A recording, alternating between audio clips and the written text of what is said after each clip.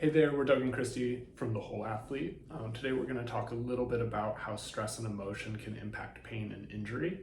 And the reason we're going to talk about it is because I think it's really easy to get caught in sort of a feedback loop where the experience of an injury or the experience of pain leads to emotional distress or fear. And physiologically, what we know is that fear and kind of any big emotion that we have can actually lead us to kind of tighten up our body to literally respond to that emotion in a neuromuscular way. Mm-hmm. And so when that happens, it can actually then lead to more, pain and discomfort and therefore kind of feeding back into the cycle of pain, discomfort leads to emotion, which leads to pain and discomfort, which leads to emotion. And it's really important to disrupt that cycle. So we're going to talk about that. For sure, yes. I think understandably it's easy to think of pain just as a physical experience, but it is far more than just a physical experience and can get very complicated and very hard to find our way out of. Mm-hmm.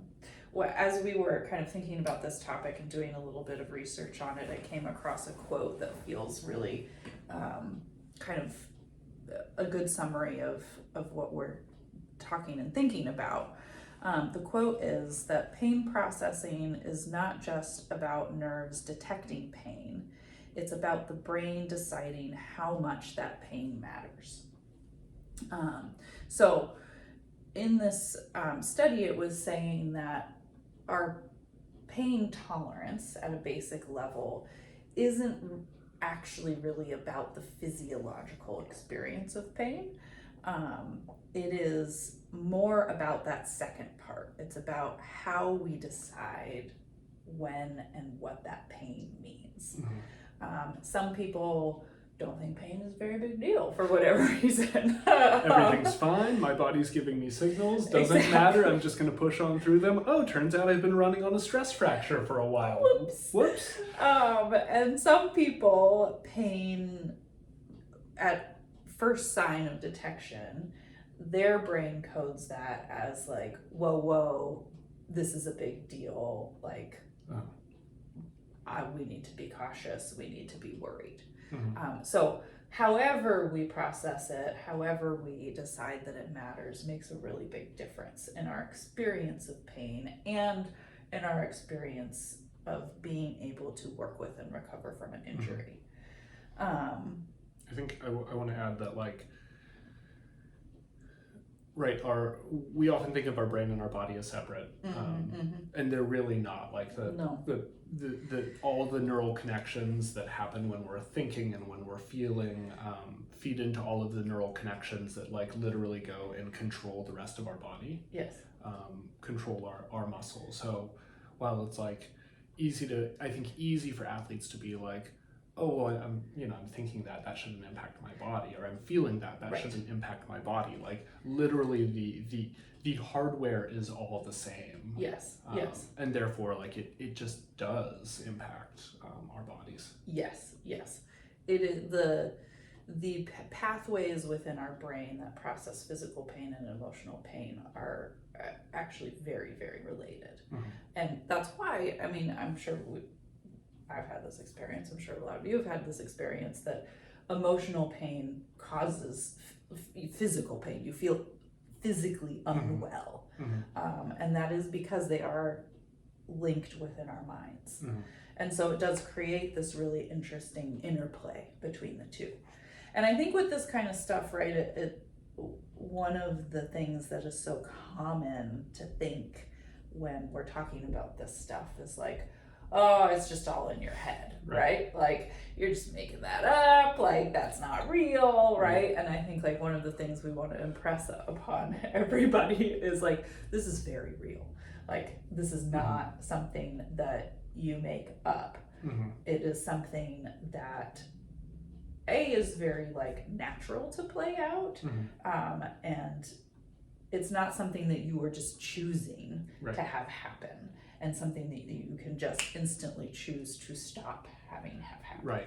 So on both sides of it, so like emotional experience of pain, if there is something like structurally wrong with my body, if I break my leg, really impacts the pain that I feel. And equally, if there's like nothing structurally wrong with my body, but maybe I have a history of having an injury, or I just have like a lot of stress going on, and something kind of catches my attention about my body, I can still, the emotion of that can still drive me to feel pain. Yeah, yes. So as an example, I've had my own experience with this. For those of you that don't yet know, I tore my ACL long ago, and have had kind of a series of difficulties recovering from that. And at one point along the way, I had an experience where my knee was chronically swollen for months on end. And I wasn't really getting any sort of, my knee was recovering from an injury, but beyond that, there wasn't anything like, oh, this is obviously, wrong and a problem that would make your knee be swollen for so long. So I was kind of looking for help wherever I could find it, and I went to more of an alternative medicine practitioner who worked in injury. And the way that he broke it down to me was incredibly helpful, and I think is a really good example of what we're talking about. That he said, look, you are having pain in your knee because of course I'm having pain in my knee because I'm recovering from an injury. That's part of the recovery process, is some sort of pain. But the way that I was making sense of that pain was that it was danger, that it was something to be worried about, that it meant that something bad was happening to me. And so every time, walking down the street, I would like have just a little twinge of something. I was coding that as like, oh my God, like this is bad, right? And so what happens when we give those signals to our brain is our brain takes them seriously, because our brain's job in large part is to protect ourselves, to like take care of ourselves. So if I'm giving my brain the signal that like something's wrong, something's dangerous, my brain's gonna be like, all right, something's wrong, something's dangerous, we are going to protect. We're going to protect this body, we're going to take care of this body. So in that respect, right, the brain is doing its job, and good work, brain, right? Except that what my brain thinks it needs to do is protect my knee. And one of the ways that it knows to protect a joint is to send swelling to that joint, because that creates extra padding and is the body's natural, intuitive way of trying to protect it. Now, chronic swelling has its own issues and creates its own pain, and I got stuck in this feedback loop of, I was telling my brain, I was coding the pain as something scary, bad, wrong. My brain was saying, okay, protect. But then those signals of how it was trying to protect me, I was interpreting as scary, bad, wrong, and sending more of the same. And it became this just kind of like self-reinforcing system of more worry and more pain. The doctor that I went to kind of explained all of this to me in a very kind and non-shaming way, and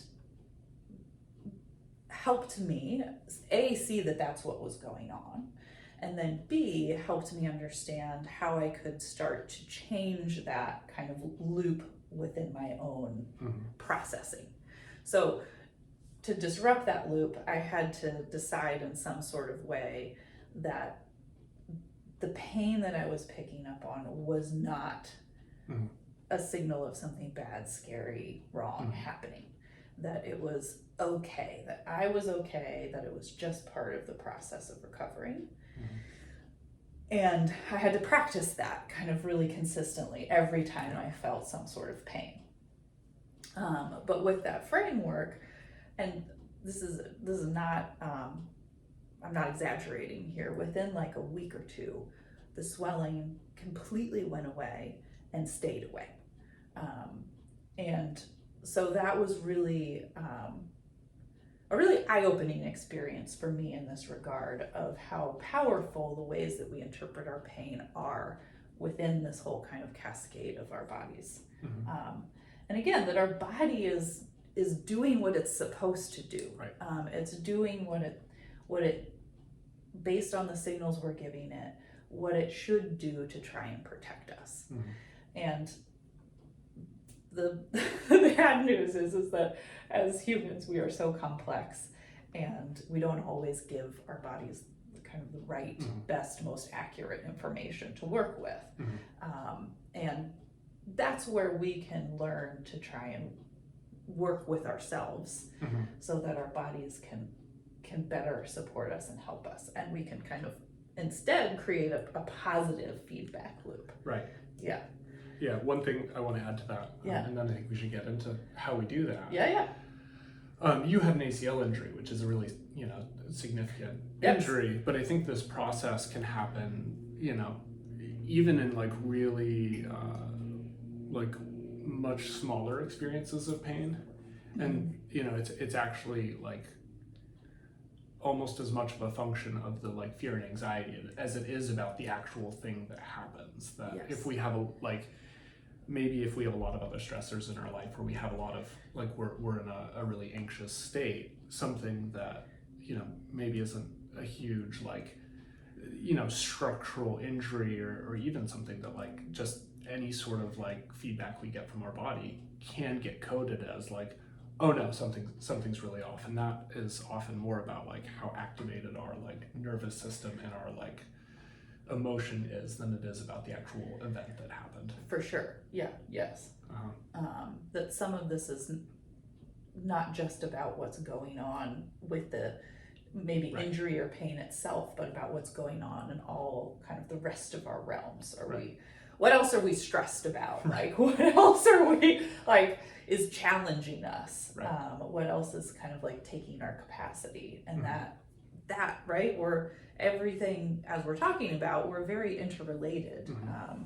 And that also impacts our experience mm-hmm. of pain and injury in our own bodies. Yeah. So we'll circle back to that a little bit, but how do we get out of this loop? Yeah, tell me.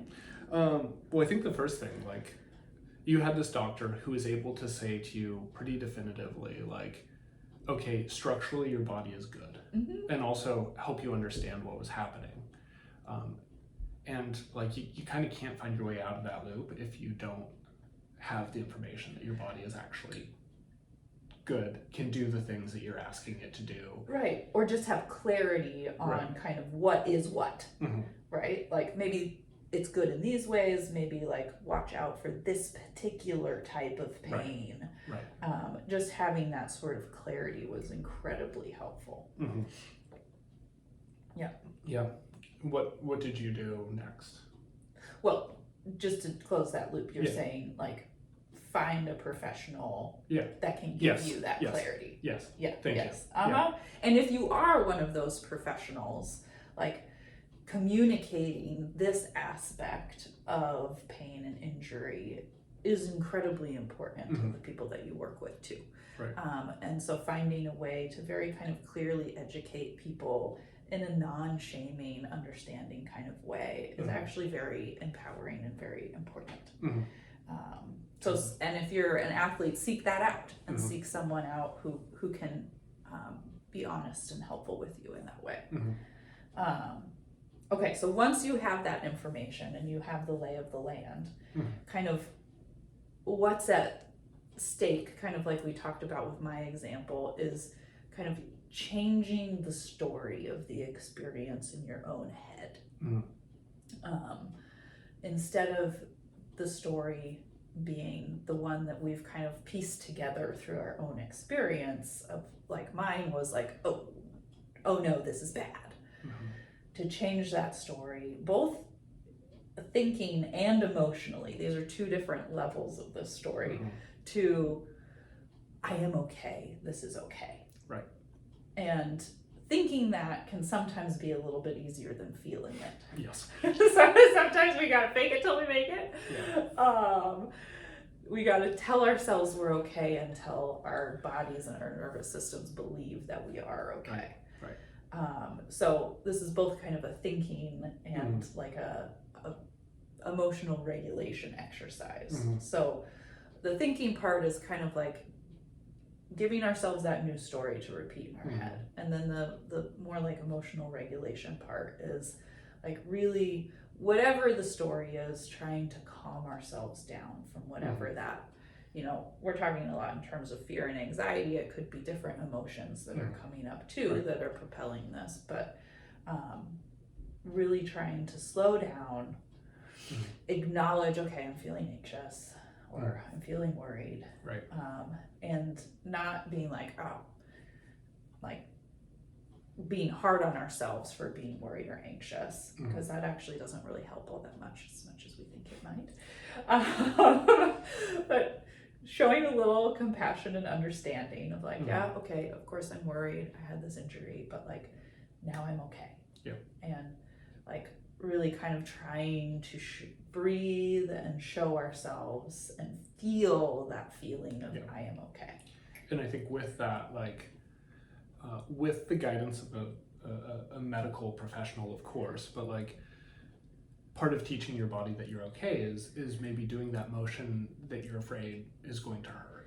Right. And even sometimes it does hurt, right? And being able to say like, okay, I know this hurts, but I'm okay. Like structurally we're okay. I'm not going to do more damage by doing this. And that helps your body learn a different story. So we do actually need to like lean into that with what you're saying as well. Yes. With anything, we don't learn that what we are afraid of isn't scary unless we do it.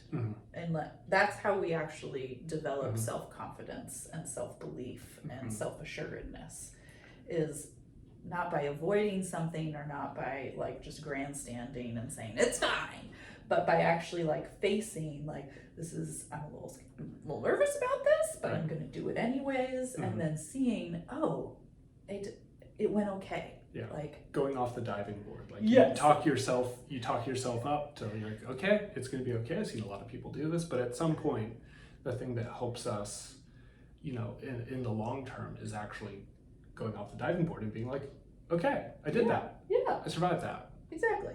Yeah. Yes. So doing that in this context while utilizing kind of that new story. Yeah. Rather than maybe the old story. If I did it and I had pain and right. Like I did it and I had a little bit of pain, but it's okay and that's part of the process. And I'm capable of healing and it's not going to be like this forever. Yeah. Yeah. Cool. Last thing. Yeah. Is, you know, as we're talking about like our brains and bodies are really interconnected. We talked about the like overlap of other anxieties or other stressors within our lives. And so part of this process is really trying to recognize like what else is putting stress on me, what else is putting pressure on me, what else is getting my nervous system going. And that could be like, you know, difficult relationships, but it also could be like, you know, I didn't have enough to eat today. And so like any, you know, like our bodies need some like really basic things. And if they're not getting enough sleep, if they're, you know, having too much caffeine, for me, like it just predisposes me to have a bigger, stronger emotional reaction to something than I might otherwise. And if what's at stake is that emotional reaction gets coded as physical pain, anything I can do to protect myself from an even higher emotional reaction to something, the better off I am. For sure. And just to add into that, like as an athlete, of any level, and particularly at like a, you know, if you're on a team in an environment that you really care about, that you have dreams and hopes for like current season, future seasons, what have you, having pain and having injury within itself is inherently stressful. Right. And that can become part of this story that we're talking about, that can get going really easily, of all of kind of the questions of how will this impact things, what might this take away, how is this going to disrupt my life, my hopes, right? And those are all very, you know, understandable things to bubble up when we have an injury, and to know that if we get stuck there, it is going to feed into this cycle, and Right. it is not going to help us recover from it, but it might make that recovery a bit more difficult. For sure. So we have other resources on how to work with kind of that broader, all the other stuff that gets going around injury that can also play into this kind of feedback loop that we're talking about. Totally. So, All right. Anything else to add? No. Cool. Well, thank you so much for joining us.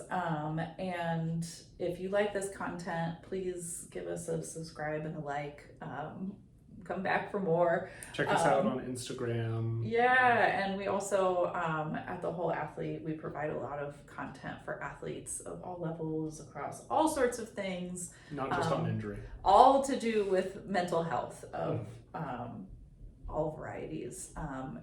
For those of you that don't know, we are both mental health therapists as well as past high-level athletes, and this is something we care about a lot. So thanks so much for tuning in, and we hope to see you again soon. Bye.